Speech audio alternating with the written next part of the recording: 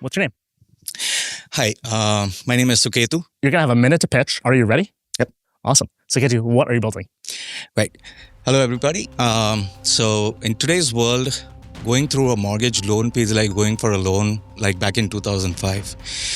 Our mortgage systems are completely outdated where our borrowers are still facing delays and our lenders are still going through high cost manual workflows and outdated systems is what they're working with right now.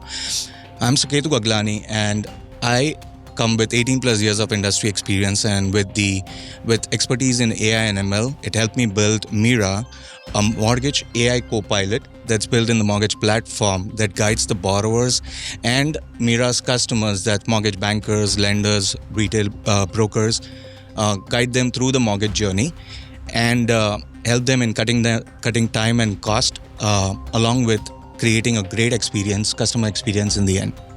It's a $2.3 trillion industry, and 100% of the mortgages originated are expected to be digital by 2030. And with 3 enterprise client That's about a minute. We'll give you a round of applause. So, you want to finish that thought?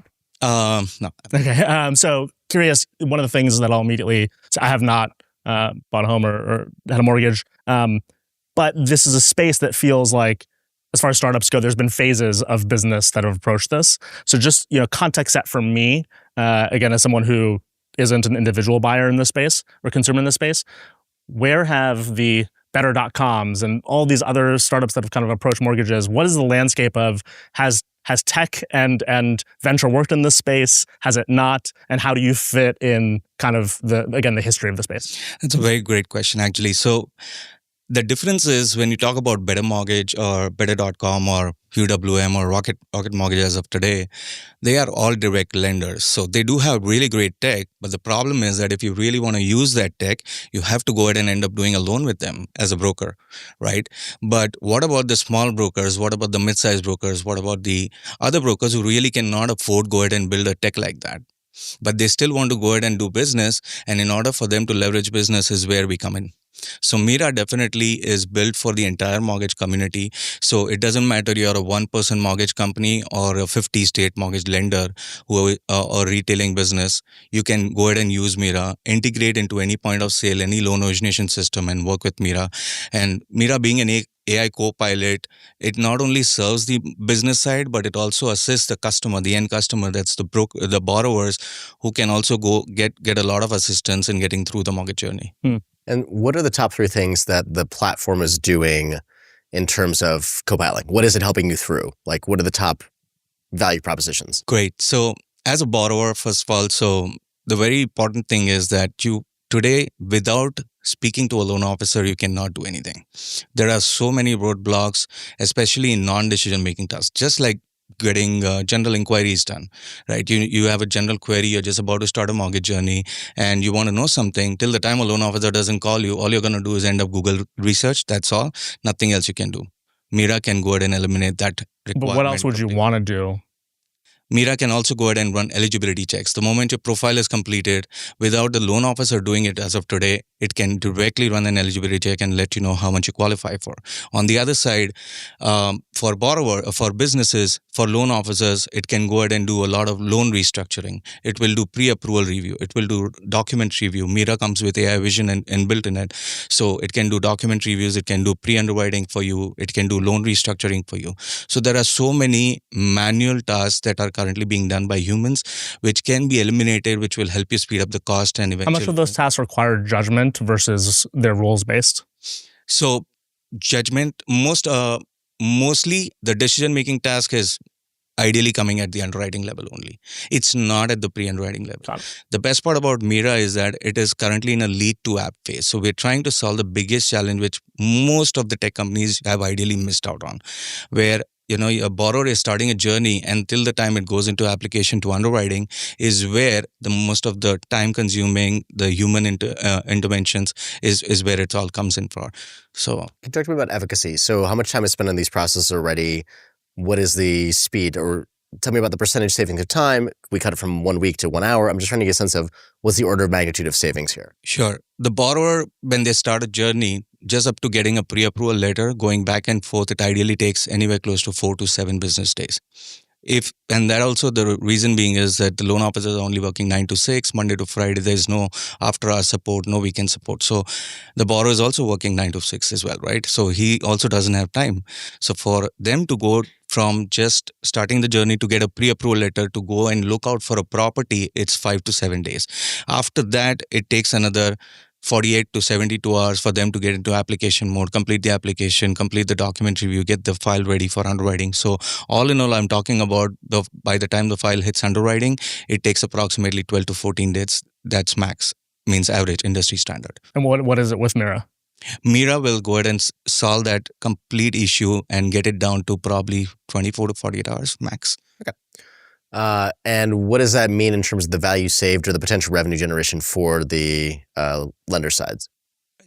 For the lender side, right now, the biggest challenge is that although the loan officers are definitely in the front, they are the licensed people, but they have a lot of operations on the back, like processors, underwriters, reviewers. There's so many people on the back. One processor on an average has a capacity to do approximately 18 loans in and out per person. That one processor on an average will cost you approximately $5,000 a month salary. Okay. And in order for you to process 100 loans, you are talking about at least 5 to 6 processors to be aligned for you. So that way you never have that overload of going ahead and getting the loans done. But with Mira right now, you can still have that same one processor and go up to 40 to 50 loans per person. Gotcha. I think the biggest 3 things I would say for you is word economy, specificity, and distinction. So what I mean by that is word economy, starting off, we're going to go through the journey, we're going to be a pilot, like, okay, cool, I believe in that. But if you're talking to a friend at a cocktail party or a holiday party and you say, hey, this is what we do, great.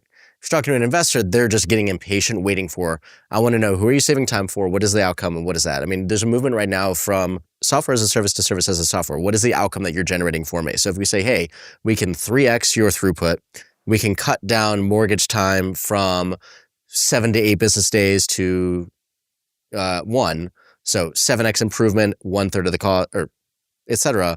Starting off with those, I think the other thing is, in terms of distinction, the whole point about, we're not going for the very large lenders and we're not providing a limited optionality for them in terms of who they're provided by, that should be in the pitch.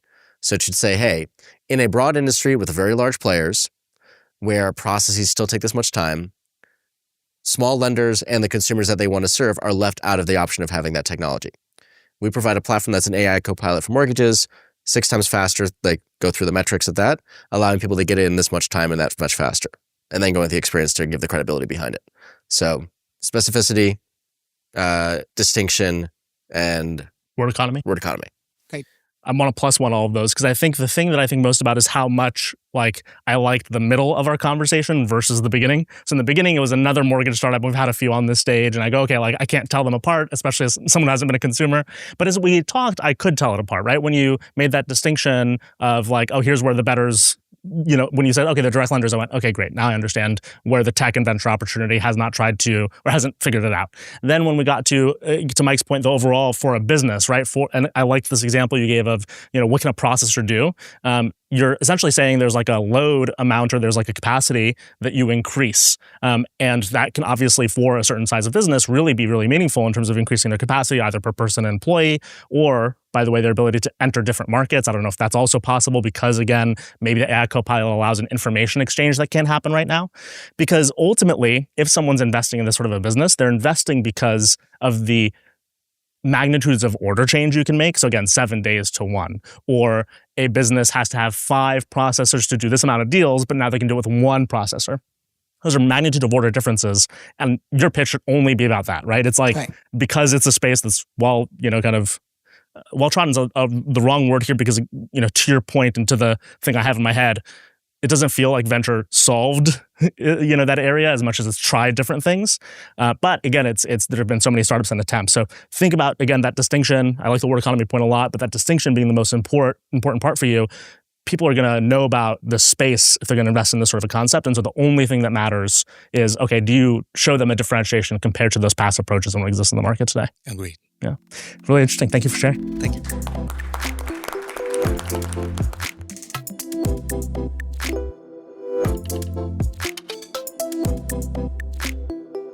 Bye.